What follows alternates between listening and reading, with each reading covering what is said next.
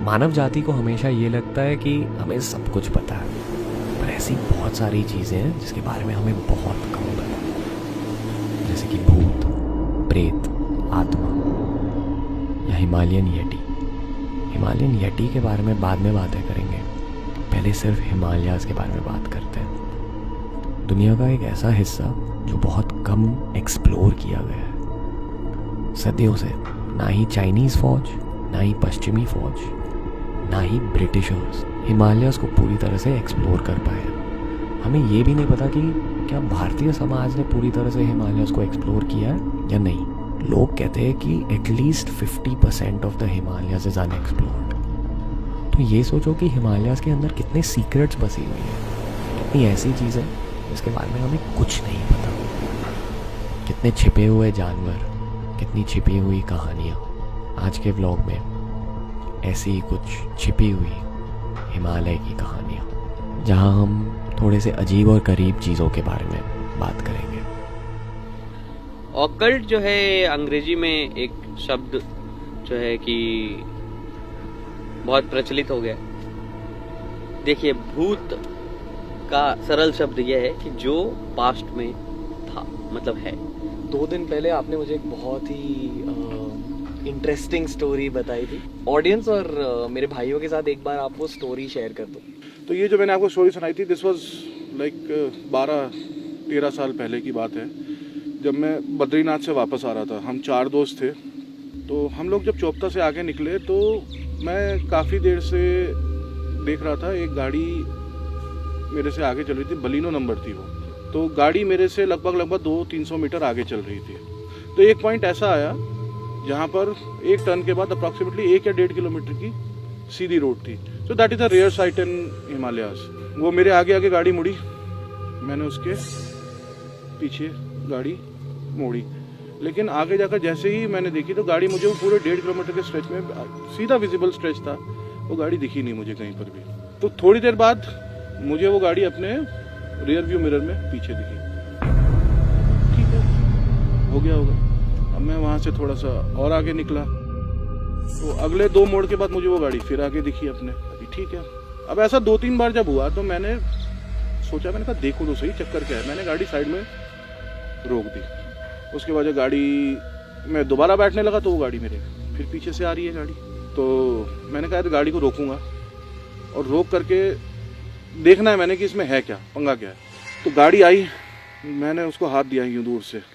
अब जब गाड़ी का शीशा उतरा उसमें से तो मुझे 2 बंदे उसमें दिखे, लेकिन अगला वाला जो बंदा था, जो बेसिकली फील हुआ कि वो कुछ अनकॉन्शियस सा था, या he was not in his senses.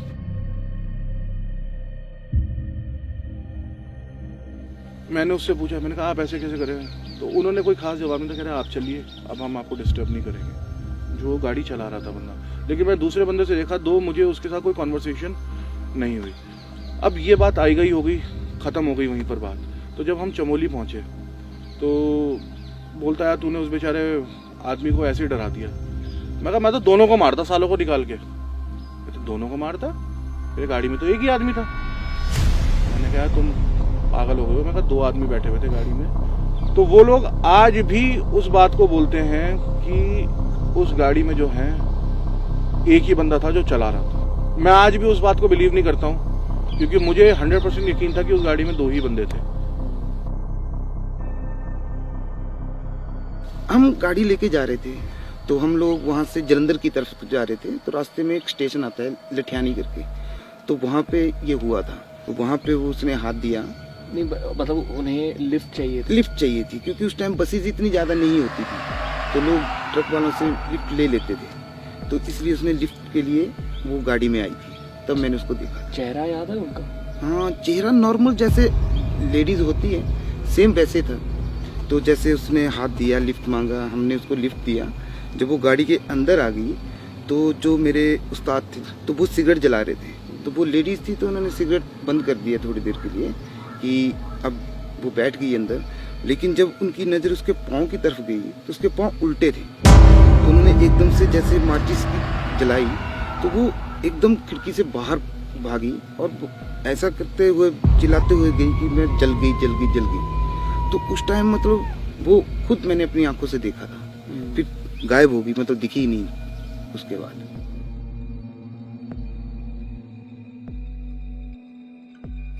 एक बार की मैं आपको कहानी बताता हूँ कि खेती होती थी हमारे यहाँ, तो वहाँ से जानवर बहुत होते थे।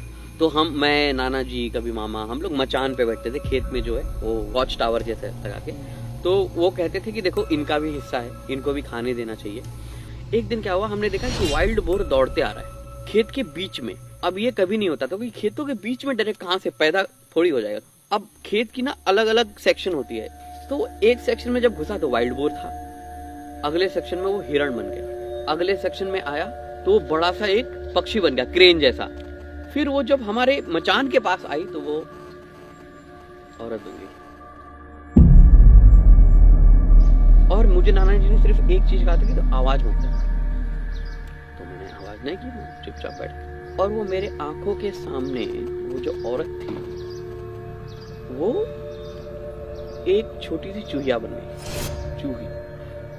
और वो खुद ब खुद जो चूहे का एक वो रखते थे हम, तो वो उसमें खुद आके बैठ गई। अब वो बैठी इसलिए बिकॉज वो नाना जी कर रहे थे अपना ध्यान, और नाना जी ने फिर उस चूहा को उठाया और वो पास में एक बैम्बू की एक छोटी सी जंगल टाइप थी, उसमें ले जाके छोड़ दिया। फिर मैं क्यूरियस ब्रेन, क्योंकि और मैं भी चीजें सीख रहा था, तो मैंने उनको पूछा कि क्या था, मुझे बताओ। तो फिर नाना जी ने मुझे कहा कि वो एक आत्मा थी जो हमारे खेत की रक्षा कर दी है, और जब कभी उसके सवालों के जवाब नहीं मिलते उसको, और जब कभी उसको ये लगता है कि नाना जी हैं, तो वो कम्युनिकेट करने के लिए और आ जाती है। और ये जो उसने एनिमल्स के अलग अलग जो रूप बदले या हमें दिखा, वो सिर्फ और सिर्फ अटेंशन सीकिंग के लिए था। ये सुनने में तो सिर्फ कहानी लगती है, और इसको प्रूफ करने का कोई तरीका नहीं है मेरे पास, लेकिन ये सच्ची घटना है, मेरे साथ हुआ है। आई फील कि आप डेफिनेटली ट्रैवल एक्सपर्ट हो, पर आप हिमालय एक्सपर्ट भी हो। हिमालयस के बारे में आपको बहुत ज़्यादा पता है। हाँ, मेरे को भी जो मेरे दोस्त वगैरह है उन्होंने मेरा निकनेम येती रखा हुआ है, द माउंटेन मैन। जो आपने कहा ये यति शब्द, एक बार हमारी ऑडियंस को भी समझा दो कि यति शब्द के ओरिजिन्स क्या है और आपने उस चीज़ के बारे में सुना क्या है। हिमालयन यटी के बारे में ज़्यादा रिसर्च तो नहीं हुआ है, पर इसका ये मतलब नहीं कि हिमालयन यटी सिर्फ एक कहानी है। इसका मतलब ये भी हो सकता है हिमालय की एक बड़ी सीक्रेट हो। अगर आप हिमाचली या उत्तराखंडी या नेपाली लोगों से यटी के बारे में पूछोगे तो कोई ना कोई ज़रूर ये कहेगा कि उन्हें उनकी ज़िंदगी में यटी या तो दिखा है या यटी के बारे में सुना है। खुद भारतीय फौज ने भी यटी साइटिंग्स रिपोर्ट की है। कहानियों की बात मानी जाए तो बोला जाता है कि यटी एक 7 फुट लंबा आदमी और बंदर का मिश्रण है। और अगर दूसरी कहानियों को माना जाए तो लोग कहते हैं कि यटी हिमालयास का रक्षक है। शायद यटी के कुछ राज है जिसके बारे में जानने के लिए मानव जाति तैयार नहीं है। क्या वो हिमालय का रक्षक है, या क्या यटी हिमालय का एक राक्षस है? आपको लगता है येटी एग्जिस्ट करता है? या करता होगा। देखो वो चीज़ें हम लोगों की पहुंच से बाहर है ना।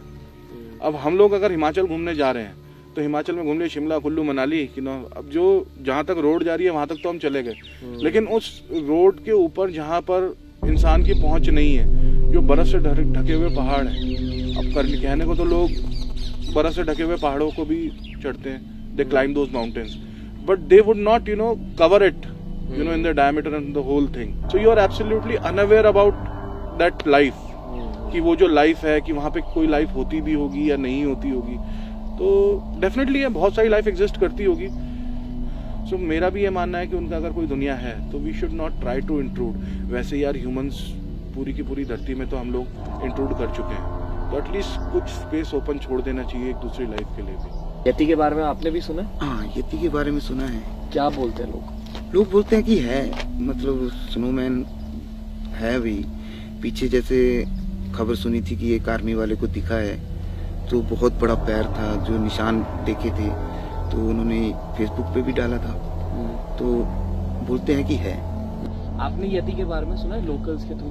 तो ये कहते हैं कि ये एक सिंबल ऑफ पॉसिबिलिटी है कि जो है कि ह्यूमंस हमेशा ये सोचते हैं कि they are the most evolved walking animals on earth, लेकिन नहीं, जो है कि हमसे भी सुपर स्मार्ट और हमसे भी सुपर पावरफुल बीइंग्स जो हमारी तरह दो पैरों में चलते हैं वगैरह वो एग्जिस्ट करते हैं। और रियलिस्टिक आंसर ये है कि again it gives a possibility for science to search what is beyond us and how much, and it also gives कि एक वो भी एक डायरेक्शन हमें देता है कि we have not discovered everything, हमें बहुत कुछ ढूंढना अभी बाकी है। आपको लगता है कि हिमालय में भी ऐसे पोर्शंस है जो कंप्लीटली अनएक्सप्लोर्ड है? यार हिमालयास पूरा ही अनएक्सप्लोर्ड है अभी। आप क्या हिमालयास को ऐसी छोटी चीज तो है नहीं। अब किसी को पता है कि यार इस पहाड़ के ऊपर जहाँ जगह नहीं है पहुंचने के लिए, तो वहां पे कोई क्यों जाएगा और क्यों रहेगा वहां पर जाकर के। तो ये तो आप जो हिमाचल में या उत्तराखंड में जहाँ जहाँ लोग रह रहे हो तो बहुत छोटे छोटे पोर्शंस हैं यार। लेकिन कभी ये सोचा कि जैसे यहाँ रोड खत्म हो गया तो इस रोड के बाद क्या होगा? वो पूरा फिर तो पहाड़ है, जंगल है, वहां तो कौन रह रहा है कौन नहीं रह रहा किसी को क्या पता। जितना आप लाइफ में स्पिरिचुअलिटी के बारे में पढ़ेंगे, पॉजिटिव एनर्जीज के बारे में पढ़ेंगे, आप उतना ही ऑकल्ट के बारे में जानेंगे, काला जादू के बारे में जानेंगे, नेगेटिव एनर्जीज के बारे में जानेंगे, भूत प्रेतों के बारे में जानेंगे, ऐसी चीज़ों के बारे में जानेंगे जिस पर ज़्यादा रिसर्च आज तक नहीं हुआ है। पर इसका ये मतलब नहीं कि ऐसी चीज़ें भी एग्जिस्ट नहीं करती। अगर हज़ारों सालों से ये कहानियाँ चलते आ रही हैं तो इनके पीछे कुछ तो सच होगा। कभी भी ज़िंदगी में इतना घमंडी मत बनो कि आपको ये लगे कि आपको खुद सभी चीज़ों के बारे में पता है। हिमालय में बहुत राज छिपे हुए हैं, इस दुनिया में बहुत राज छिपे हुए हैं, और मानव जाति ने काफ़ी सारे राज के बारे में हाल ही में ही जानना शुरू किया है।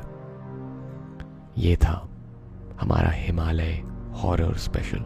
हम्बल रहो, सीखते रहो और अनेक लोगों की कहानियाँ और एक्सपीरियंसेस के बारे में ज़्यादा जानकारी लेते रहो।